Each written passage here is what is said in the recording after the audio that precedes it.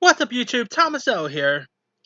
Here is my review for Godzilla King of the Monsters, which is the follow-up to 2014's Godzilla, which I thought was pretty decent. It had some flaws in it, yeah, and it took a while for Godzilla to get on screen, but it was still pretty decent film. But now we got into Godzilla King of the Monsters, and you know what? I just thought it was King of the Monsters. I thought was just okay. Like it didn't like blow my mind or anything. Mainly because I think the script was, to be honest, the script was a little bit weak, and the human characters in this weren't the best. Like, you got Vera Farmiga in this, who I've always adored Vera Farmiga, whether it's Bates Motel, the Conjuring films. I didn't really care much for Vera Farmiga in this film. I mean, there's humans in this, like, I think the movie would have just worked if it was just only monsters. I mean, the movie was still decent, but I think it would have been even just better if the humans wasn't even in this film and it was just monsters fighting monsters. I think that will make the movie much better. But it's still a fun time. Like when the monsters, like when Godzilla and King Ghidorah are fighting, that is probably one of my favorite fight scenes of the year so far. Maybe next to the fight scene in John Wick, Chapter 3 and all, but I I really love the Godzilla and the King Ghidorah fight scene. And the only human actress in this that I thought was actually the best part of the film at times was actually Millie Bobby Brown from Stranger Things fame. Now, because Millie Bobby Brown is great on Stranger Things, but I can't really call her the greatest actress because all I've only seen her in was Stranger Things.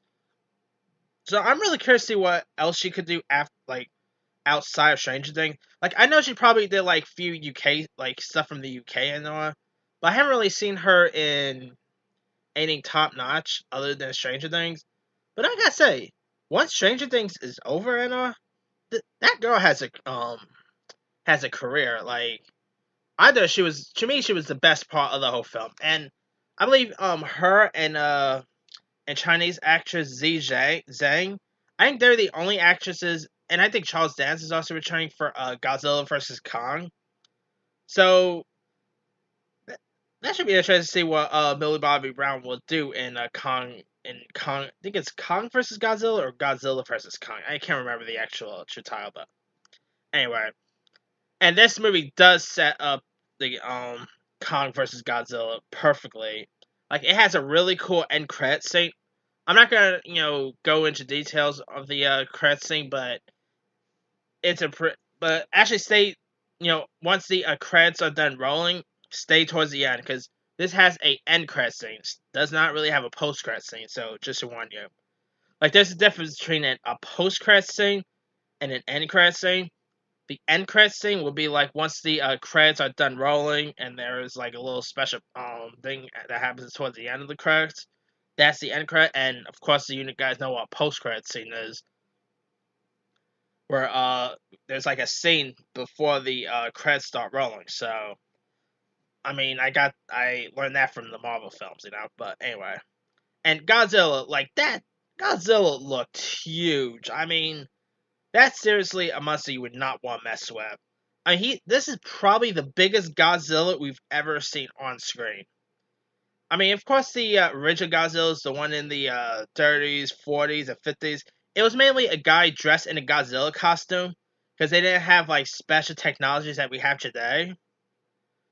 So, but now with all the good technology we have, they make this Godzilla look realistic. There's no guy in a Godzilla costume, nothing. And the actor who once played Godzilla in the 50s sadly passed away. And so, like, this is not much of a spoiler, but during the credits, they actually, pay tribute to the original Godzilla actor, which I thought was pretty sweet. Anyway, but yeah, I liked the movie. I just didn't went like love it. I mean,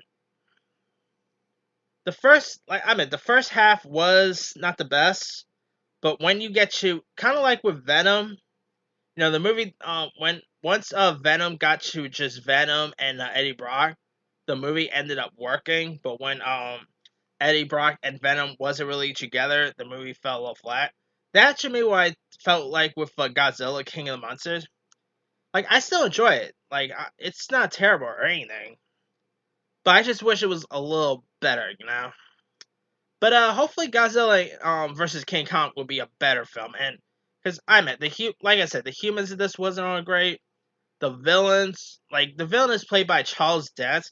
I love Charles Dance. You know, whether it's Game of Thrones fame and all that, he's awesome. But even Charles Dance as the villain was not all that great. And you have a few other actors in this, like you got Ice Cube's son O'Shea Jackson Jr., which I've always liked O'Shea Jackson Jr., whether it's Straight Outta Compton.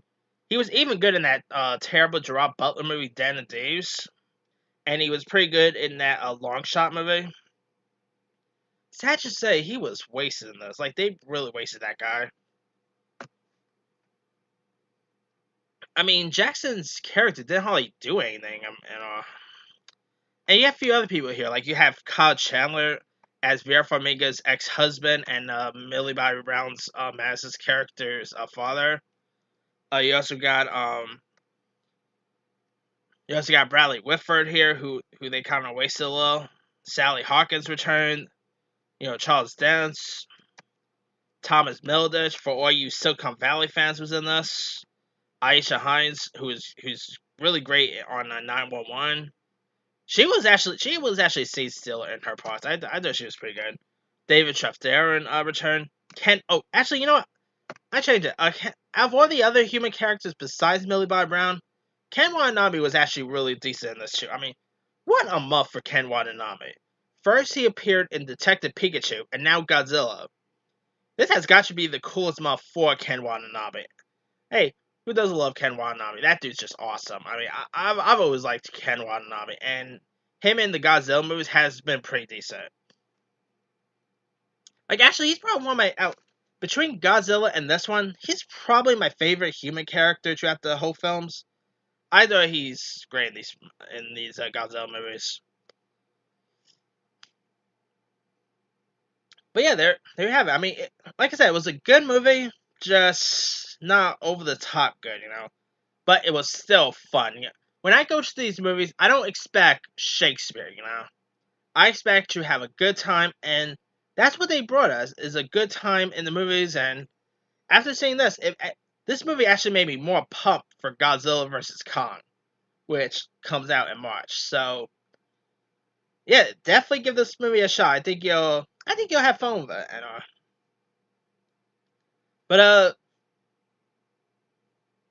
anyway, let me leave you guys. Did you have a chance to check out Godzilla vs. Kong? I mean, Jesus Christ, what? I got Godzilla vs. Kong in my head for some reason. Anyway, we're not gonna see that until March. So, as I was saying, let me leave it to you guys. Did you guys have a chance to see Godzilla King of the Monsters? I had Godzilla in Kong in my head for some reason. Anyway. Like, did you like the movie? Did you not like it? I know there's like the movie's getting mixed reviews and all, and some of the criticism I like. Sometimes when movies get not great reviews, sometimes I disagree with them. Even if I don't like it, sometimes I'll agree with them or disagree, whatever. But here, even the criticism, I will probably agree with the critic stuff. But anyway, that's just me.